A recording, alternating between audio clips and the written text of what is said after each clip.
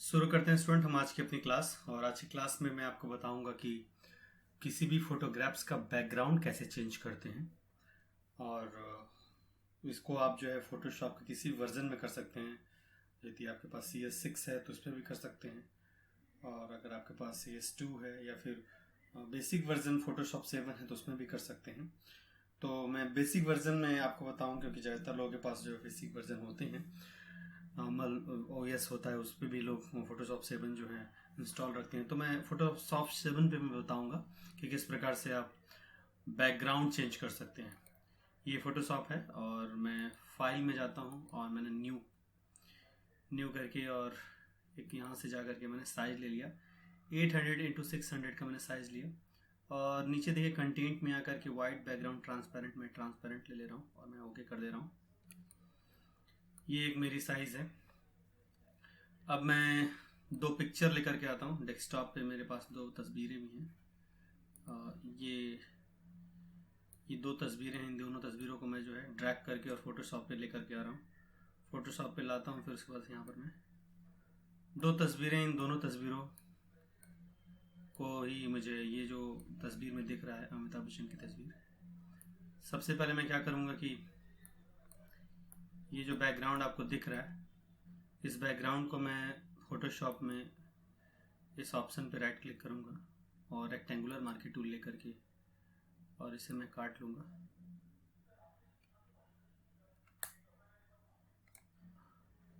अब आप move tool लीजिए और इसको जो आपने एक ट्रांसपेरेंट बैकग्राउंड लिया था उस बैकग्राउंड पे ले जाइए, इसे आप मिनिमाइज कर दें। मेन जो आपका है इसका बॉर्डर आपको नहीं दिखाई दे रहा है तो यहाँ पर शो बाउंड्री बॉक्स पे आप क्लिक कर दें और फिर आप इसे नीचे तक खींच सकते हैं। जितना आपको चाहिए उतना आप कर सकते हैं। इसका यहाँ पर चेक पर आप क्लिक कर दें और इस ऑप्शन से आप इसे मिनिमाइज करें।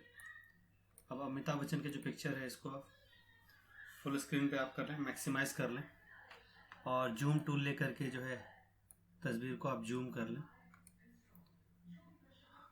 तस्वीर पर जो है आप क्लिक करेंगे तो ये जूम हो जाता है। अब आपको करना क्या है कि पेन टूल लेना है। पेन टूल से लेकर के और जिस हिस्से को आप लेना चाहते हैं पेन टूल आप लीजिए। ध्यान दीजिएगा जब भी आप पेन टूल लें तो ऊपर कुछ ऑप्शन पे आपको ध्यान देना होगा। आपका बाय डिफ़ॉल्ट इस पर शो करता है तो आप इस पर ना रहें। आप ठीक उसके बगल में एक ऑप्शन आता है पाथ पर आप क्लिक कर लें और इन दोनों में जो है एक होता है फ्री फॉर्म पेन टूल और दूसरा पेन टूल ही आपको लेना है। और यहाँ पर 4 ऑप्शन होते हैं, इनमें से आपको इस तीसरे ऑप्शन पे रखना है। आप इस पे ना रखिएगा, हमेशा आप तीसरे ऑप्शन पर रखिएगा। फिर आप पेन टूल आप ले चुके हैं। अब चलिए आप क्लिक करिए। आप जल्दी चाहें तो इसे काट सकते हैं। फ़ोटो काटने के लिए लेसो टूल का भी इस्तेमाल करते हैं। लेसो में मैग्नेटिक लेसो टूल है, लेकिन मैग्नेटिक लेसो टूल में एक दिक्कत आती है कि आप जब तक कंप्लीट काट नहीं लेंगे तब तक आप मैग्नेटिक लेसो टूल को आप इधर उधर नहीं मूव कर सकते हैं, जिसमें काफ़ी दिक्कत होती है। अगर आपको तस्वीर के बड़े हिस्से को काटना है तो काफ़ी प्रॉब्लम होती है। इसमें जो है आप काटते काटते बाद में आप अपने पेन टूल को कहीं भी ले जा सकते हैं। आपको इसे स्क्रॉल डाउन करना है तो आप इस इमेज के किसी हिस्से को हैंड टूल लेकर स्क्रॉल डाउन कर सकते हैं, आप मूव कर सकते हैं। इसमें जो है एक अच्छी चीज़ आपको मिलता है, पेन टूल एक अच्छा टूल होता है किसी भी इमेज के किसी भी हिस्से को काट लेने के लिए।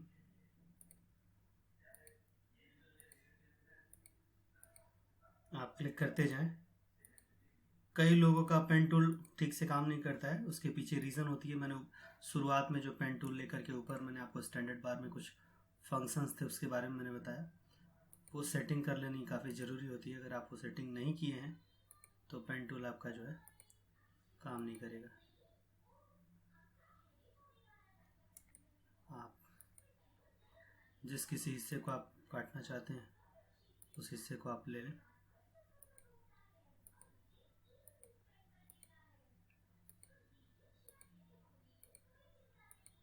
आप उस हिस्से को काट सकते हैं।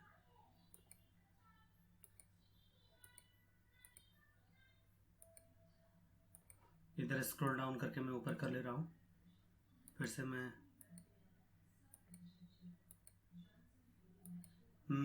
लेसर टूल में होता है कि आपको बहुत ज़्यादा जूम करना पड़ता है। पेन टूल में ऐसी कुछ दिक्कत नहीं है, आप बस देख सकें जिस भी हिस्से को आप पेन टूल से सेलेक्ट करना चाहते हैं उस हिस्से के किनारे को, एजेस को आप साफ देख सकें, बस आपको इतना ही जूम करना है।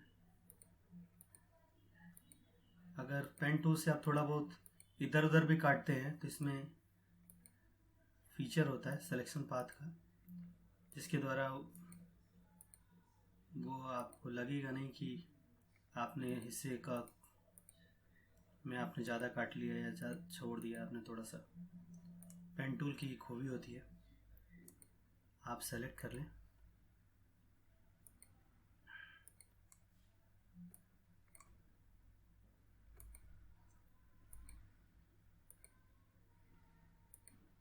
आप इस तरह से जो हिस्सा आपको चाहिए वो हिस्सा आप सेलेक्ट कर लें।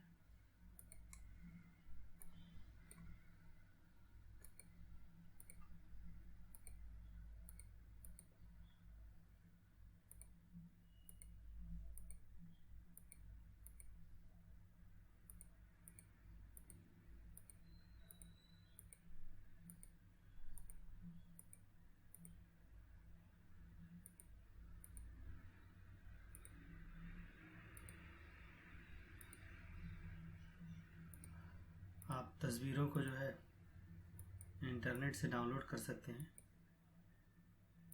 इंटरनेट पर इमेजेस का ये काफ़ी बड़ा पोर्टल होता है, गूगल का ही है, जिसका URL है images.google.com। आप वहाँ से जा कर के जैसे भी तस्वीर चाहें, अलग अलग साइज़ की तस्वीर आप सेलेक्ट करके सेटिंग करके और उन तस्वीरों को आप वहाँ से डाउनलोड कर सकते हैं फ्री में।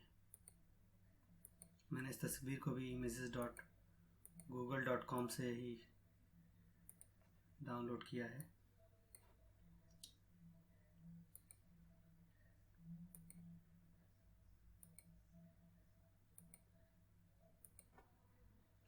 थोड़ा समय लग रहा है क्योंकि सिलेक्शन में आप जैसे इधर उधर थोड़ा सा भी सेलेक्ट कर देंगे तो हल्का फुल्का छूट जाए तो कोई बात नहीं, मगर जैसे हाथ हैं, उंगलियां हैं, तो इन सब जगहों पे थोड़ा सा ध्यान देना होता है कि वो हिस्सा सेलेक्ट हो जो मुझे चाहिए। अब यहाँ पर जो है बहुत ध्यान देने की ज़रूरत है, तो मैं काफ़ी बड़े हिस्से को मैं एक साथ सेलेक्ट कर ले रहा हूँ।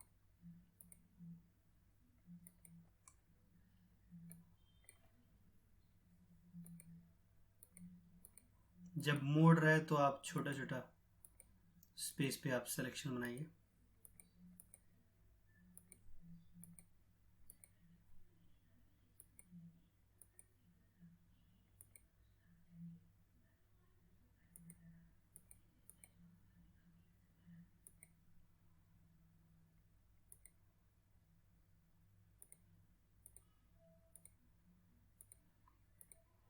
अब सिलेक्शन लगभग हमारा कंप्लीट हो चुका है, क्योंकि हमने अमिताभ बच्चन की ही इमेज से सेलेक्ट करना प्रारंभ किया था। आइए ड्रैग अप करते हैं, एकदम हम करीब हैं।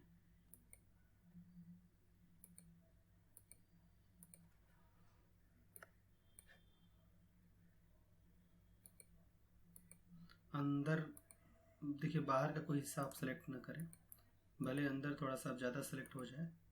यहाँ पर आएंगे तो एक सर्कल दिखता है, आप बस क्लिक करें। क्लिक करने के बाद से जो है आप कोई और टूल ना लें, छोटा उठा ना करें, बस जो आपने हिस्सा सेलेक्ट किया है इसी हिस्सा में कहीं पे भी आप अपने माउस का राइट क्लिक करें। जैसे ही आप राइट क्लिक करते हैं तो आपको ये एक ऑप्शन खुल करके आता है। इसमें जो है आपके पास मेक सिलेक्शन ऑप्शन है, इस पर आप क्लिक कर दें। मेक सिलेक्शन पे क्लिक करेंगे तो आपके सामने पॉपअप आता है। इसमें 2 रखें या 3 रखें, आप यहाँ पर जो है 0 रहेगा तो इसमें आप 2 कर दें या 3 कर दें, और यहाँ एंटी अलाइज्ड पे आप चेक रखें। 2 या 3 ऑप्शन आप यहाँ पे 2 रखा है कि तो आप टाइप करके 3 कर सकते हैं इसको। मैं 2 ही रखता हूँ।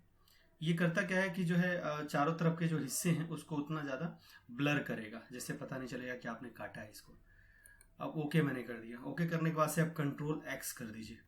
कंट्रोल एक्स मैंने कर दिया, यानी यहाँ से हिस्सा इसने काट लिया। अब इसको मैं मिनिमाइज कर ले रहा हूँ और इस तस्वीर को इस पे मैं मैक्सिमम इस पे ही मुझे उस तस्वीर को लाना है। मैं कंट्रोल एक्स से उसे कट कर लिया हूँ। अब कंट्रोल वी करूँगा। कंट्रोल वी करते हुए तस्वीर यहाँ पर आ गया। तस्वीर यहाँ आ चुका है। अब देखिए कि तो फुल स्क्रीन आपको करना है तो फुल स्क्रीन करें, या तो फिर आप इतना ही रहने देना चाहते हैं तो आप इतना ही रहने दें। जितना आप रखना चाहते हैं उतना रखें। अगर आप फुल स्क्रीन करना चाहते हैं तो आइए चलिए छोटा करते हैं हम लोग इमेजेस को छोटा करेंगे।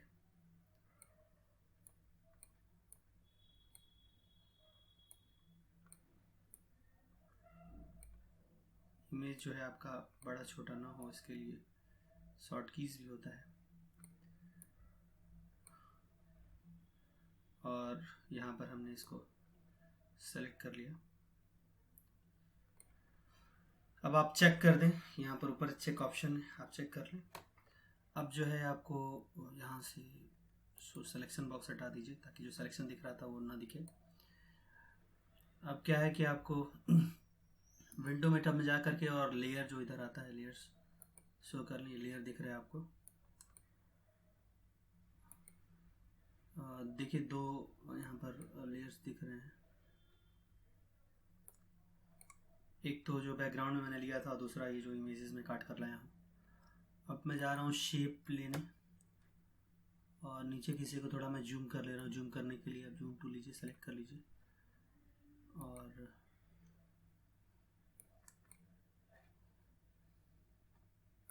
Fit on screen. और ये जो शेप टूल है आपको यहाँ पर दिख रहा है, इसमें रेक्टेंगल को मैं लेता हूँ और यहाँ से यहाँ तक लेकर मैं यहाँ से और तक नीचे में शेप को मैं ड्रैग कर ले रहा हूँ। शेप को मैंने ड्रैग कर लिया और अब मैं जो है इसको फील करूँगा। फील करने के लिए जो है मैं यहाँ पर जाऊँगा, ग्रेडियंट टूल के नीचे पेंट बकेट टूल होता है, इसको मैं लूँगा और ये इसमें सब ऊपरी जो हिस्सा होता है इसमें आप जो भी कलर रखेंगे आप फील करेंगे तो वो चीज़ वहाँ पर दिखेगा। मैं यहाँ जा रहा हूँ, कोई कलर ले रहा हूँ मैं, जो भी आपको पसंद हो कलर आप यहाँ से ले सकते हैं बैकग्राउंड के लिए। और मैंने इसमें फील कर दिया, मैं यहाँ पर इसे फील कर दिया हूँ।